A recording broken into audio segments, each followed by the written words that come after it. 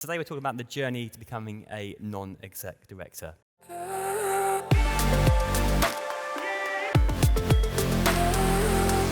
An NED is incredibly important both to me as an exec but also as a non-exec. But the role is very different, and you have to be very ready to be. It's a bit more of a consultancy advisor rather than an accountable for delivery, and I think that's the biggest distinction. I think it's more strategic as well. So the kind of conversations we're having in the boardroom are more about that risk to the business, about governance, and they're about, but not governance on a detail level, more governance kind of on a business perspective. I think one of the things I've had to let go of in kind of moving into a non-exec role, or having a non-exec role while working an exec, is in an exec role, I can direct my team and state a decision and they go in that direction. And I think just picking up on Anna's point, in a non-exec role, you coach, you kind of try and steer a little bit, but you've got to be, I've had to learn that actually the exec team are then going to go and take it in a slightly different direction than I would have maybe thought it should go, or would perhaps have wanted it to go if I was doing it myself, but you have to be okay with that. Trent, I'll come to you in terms of what you've learned from being a non-exec director. Are there things that you reflect on, you think that's pushed me into a new area, that's taught me new things as a professional, maybe even personally it's changed who you are? Have to think differently than you would if you are running a division or so forth, because the type of guidance that you are giving people is a little bit more at the strategic level, and you want to ensure you got the proper management and leadership to do that.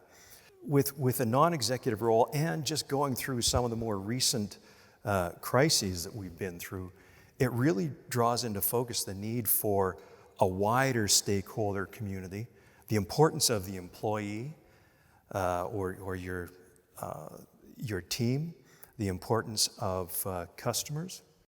So I've really pared back my communication to a board to be a much more sort of Janet and John, much simpler, understanding that they haven't had the benefit of all the thinking that goes beforehand. Then literally, you've got to think they're cold into this the minute that you're going to present to them.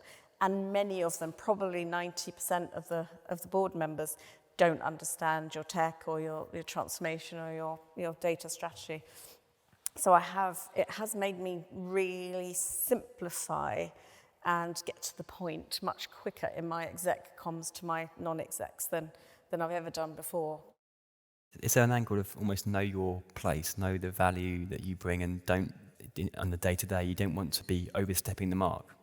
I think one of the interesting things is when we, as headhunters, talk to chairs, CEOs, or people who are non-execs, who have been non-execs for a long time, one of the comments that comes up is that particularly with first-time non-execs, be it they can't stop operating and reaching back down.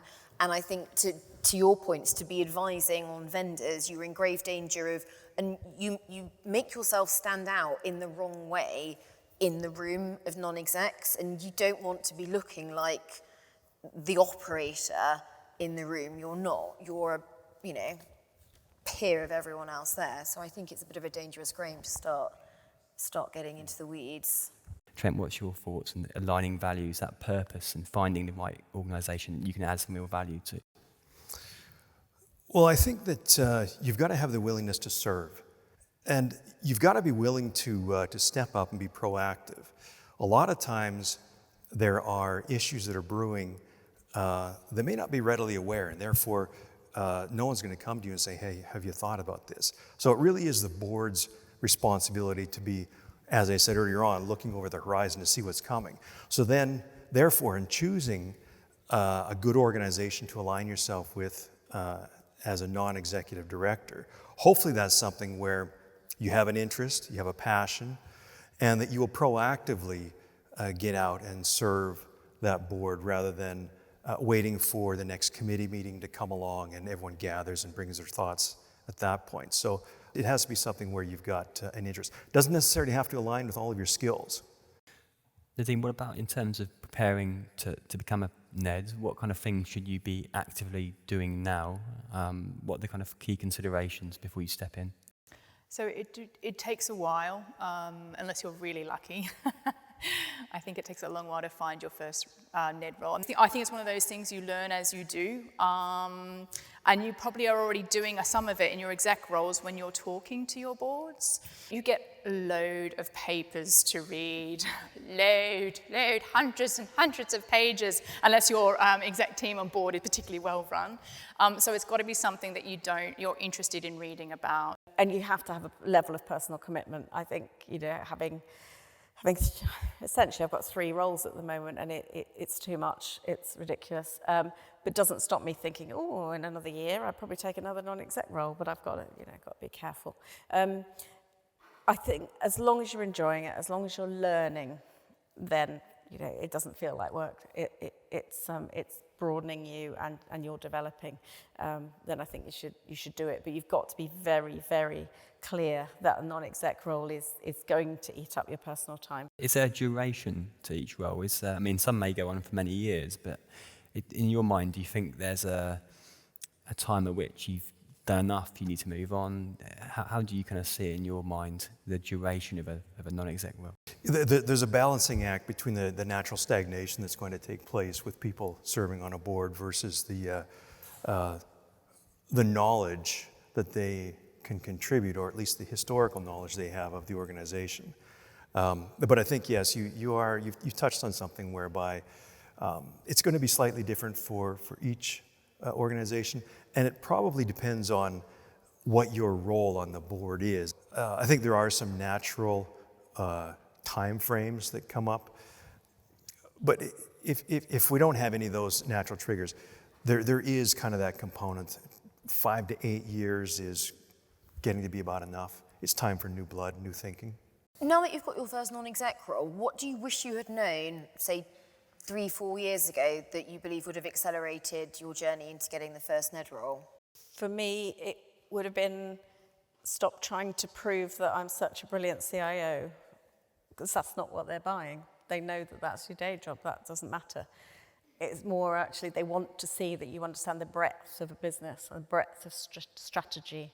And I just wish I'd known that, and I would have certainly saved me a few interviews. And also, I suppose the other bit is I was interviewing for stuff that just to get a non-exec role.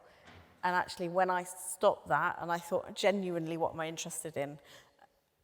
And then, I went there, and I clearly bonded with the team, I think, because I was interested. Well, on that particular question, I'd say don't prejudge what you think that board needs. It'd be good for you to do a personal assessment of what your skills are, understand what some of your strengths and some of the things you can bring to a board. What advice would you leave them with in terms of moving into that NED role? What do you want the non-exec role for? What are you trying to gain from it? And therefore, what do you want out of it? Therefore, kind of what non-exec role is going to make sense? Or does a non-exec role make sense? Or are you just doing it because you think you should? You need to overcome the bad press that tech people and CIOs have with CEOs and chair people. They think we don't speak English. They think we're very, very technical and they won't understand. It's more their fear than ours. So turn up as a human being and talk English, and eventually you'll get onto what's your specialist subject. But just remember, there is a certain fear amongst chairman and chief execs about us as a community. Having the skills and being able to articulate the skills at interview to ensure that you get are not the same thing. And I don't know how many of you have actually sat and read non-executive role descriptions and then thought, how does your experience play into that and how do you articulate it in a chair-friendly way? I would probably suggest if you raise teenagers, you're qualified for a board role. And now let me put that in perspective. People come to you for guidance, for instruction. You're continually giving them guidance and developing them, just like with young children. A lot of times young children, you're telling them what to eat, what to wear, what to do after school.